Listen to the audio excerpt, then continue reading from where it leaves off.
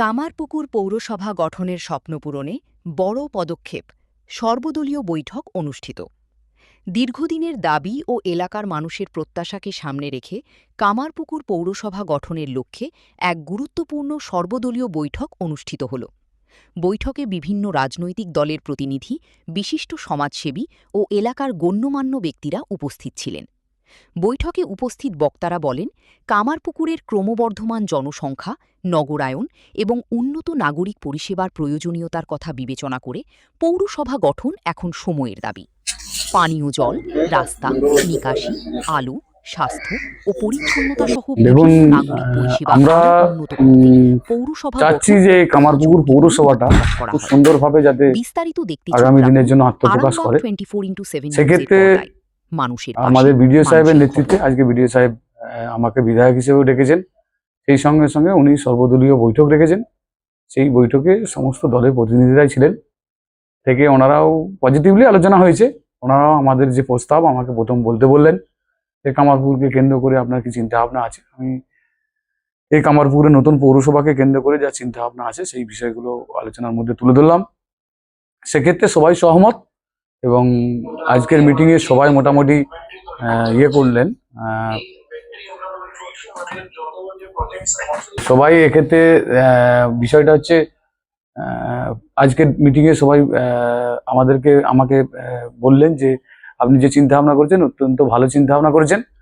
আর এটাও বললেন যে আজকের ডেটে এই ধরনের বৈঠকে আমরা যে একসাথে উপস্থিত হতে পেরেছি এটা সত্যিই একটা প্রশংসার, এবং আমিও চাইছি গণতান্ত্রিক পরিবেশে একটা এই ধরনের এত বড় আমরা সিদ্ধান্ত নেবো, সেখানে একটা সর্বদলীয় বৈঠক তার আগে ডাকা উচিত মনে হয়েছে। তাই সর্বদলীয় বৈঠকের আয়োজন করা হয়েছে এবং সবাই এসেছেন, বলেছেন ওনাদের বক্তব্য কি, এরিয়া কি হবে না হবে, কোথায় অফিস হবে না হবে, এইসব বিষয়গুলো নিয়ে আলোচনা হয়েছে। এবং বিএলআর সাহেবও ছিলেন, কারণ ল্যান্ডের বিষয়টা বিএলআর সাহেবই বিস্তারিত বলতে পারবেন। তাই বিএলআর সাহেবের কাছেও আমি বললাম যে আমাদের কামারপুকুরে কোথায় কত 1 নম্বর খতিয়ানের জায়গা আছে এবং কামারপুকুরে কোন দপ্তরে সরকারি কোন কোন দপ্তর, পিডব্লিউডি থেকে আদার্স যে সমস্ত আমাদের সরকারি বিভিন্ন দপ্তরগুলো আছে, জেলা পরিষদ থেকে আরম্ভ করে সমস্ত দপ্তরে কোথায় কত ল্যান্ড আছে, এটা আমি একটু তথ্য চেয়েছি।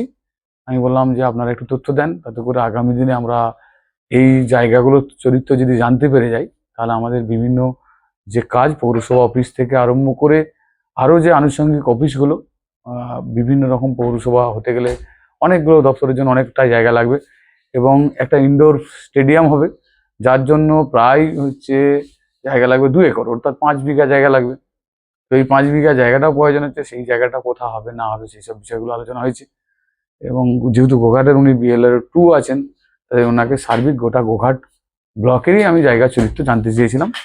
আর কেউ দ্বিমত নয়, আমি যে প্রস্তাবগুলো রেখেছি এবং যে চিন্তা ভাবনাগুলো এই পৌরসভাকে কেন্দ্র করে করেছি, এখানে কোনো ব্যক্তি, এখানে সব দলই ছিল কম বেশি।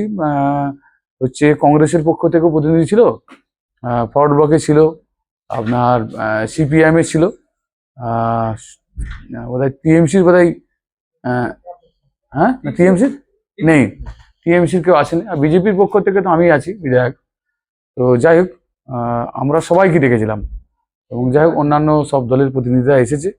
হ্যাঁ, না তৃণমূলের কেউ আসেনি, তো ওনাদের আসা উচিত ছিল আজকের ডেটে। তো এই তো বাকি দলগুলো এলো, খুব সুন্দর আলোচনা, সদর্থক আলোচনা হয়েছে।